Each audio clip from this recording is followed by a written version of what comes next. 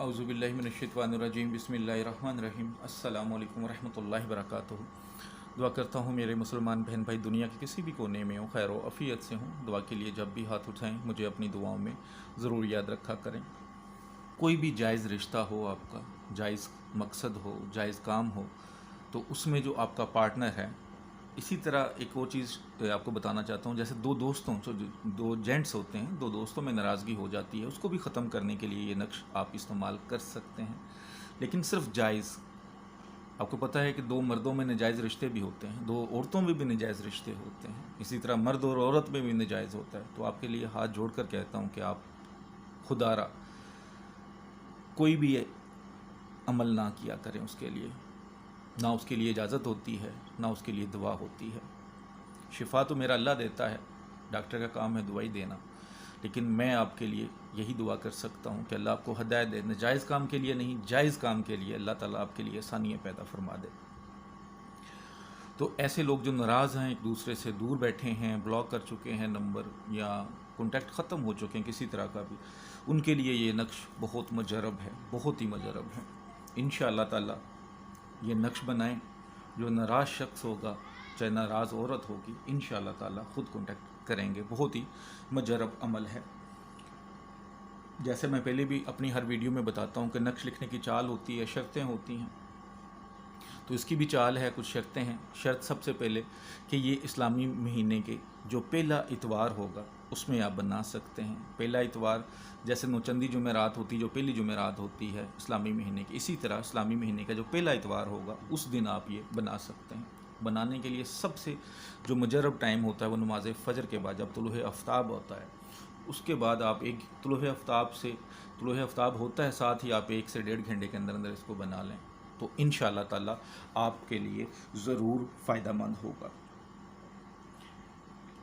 आप इसको कोरे बर्तन पे बना सकते हैं, जैसे मिट्टी के कोरे बर्तन होते हैं जिन पे भी कोई सालन वगैरह, कोई हंडिया वगैरह नहीं बनी होती, या आप जहाँ बनते हैं वहाँ से ले सकते हैं न्यू, उसको तोड़कर कोई ऐसा बर्तन लें जो तोड़ लें मिट्टी को, जो सीधा से जैसे प्लेट टाइप होता है, ऐसे कुछ चीज़ बन जाए ताकि उस पर यह नक्श लिखना आसान हो सके। अगर फ़र्ज़ किए आपके पास ऐसा नहीं है, तो आपके पास चीनी का बर्तन होगा, या घर में कोई भी बर्तन हो जो न्यू हो, या कप वगैरह हो, उससे को तोड़ कर ऐसी जैसे प्लेट टाइप की चीज़ होती है थोड़ा सा बना लें ताकि उस पर यह नक्श लिख सकें। अर्के गुलाब या ज़ाफ़रान से लिख सकते हैं, वरना आप ब्लैक कलर के स्याही वाले पेन से लिख सकते हैं। लिखने से पहले जो सदका खैरात आपकी इस्तात है, अगर आपकी इस्तात 10,000 है तो आप 10,000 देंगे, अगर आपकी इस्तात 1 रुपया तो आप 1 रुपया करेंगे। आप अपनी इस्तात के मुताबिक सदका खैरात करें। सदका खैरात जो इसके काबिल हो, ये मांगने वाले जो भिखारी होते हैं जो रोज़ आपको नज़र आते हैं सड़कों पर, दरवाज़ों पर, ये नहीं। वो लोग जो सफ़ेद पोश होते हैं, जो 2 दिन से भूखे होते हैं लेकिन किसी से मांगते नहीं हैं, तो सबसे पहले अपनी फैमिली में देखें। अगर फैमिली में नहीं तो फिर मोहल्ले में देखें, कोई यतीम है, कोई इस तरह का बंदा है, तो उसको चुप करके या पैसे दे दें जी आपकी हेल्प के लिए हैं, या उसको कोई चीज़ ले दें, लेकिन उसको ये ना बताएं कि ये सदके खैरात के पैसे हैं कभी भी, तो उसकी मदद करें। उसके बाद कोई हैज़ वाली औरत या बच्चा आपके पास ना हो, जिस कमरे में बैठ के बनाएं उस कमरे में कोई जानदार की तस्वीर ना हो, गुसल करके बनाएं, खुशबू लगा लें, जिस जगह पर बैठ के बनाएं वो जगह पाक साफ़ होनी चाहिए।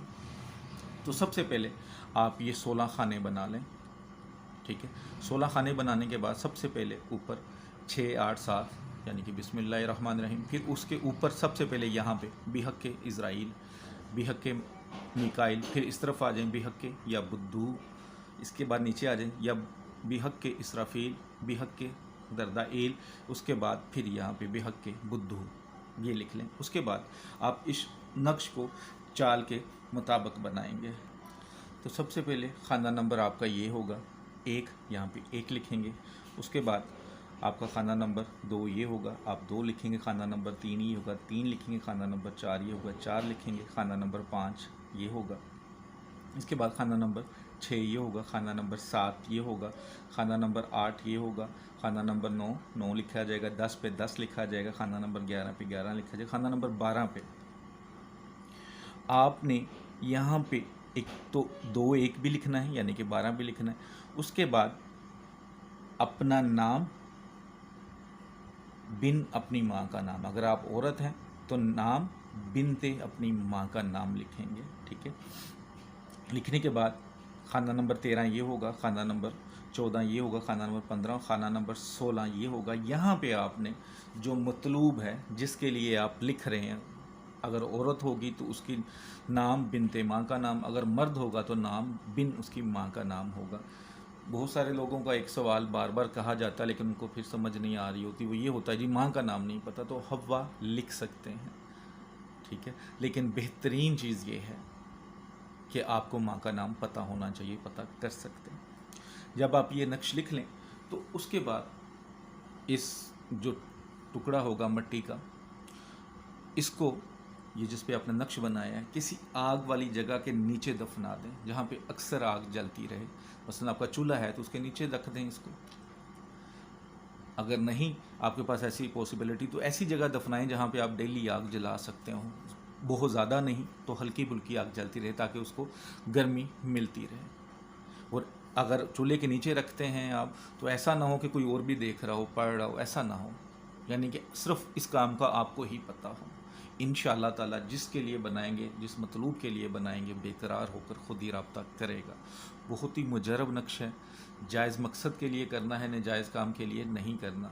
वीडियो अच्छी लगती है तो लाइक करके शेयर किया करें।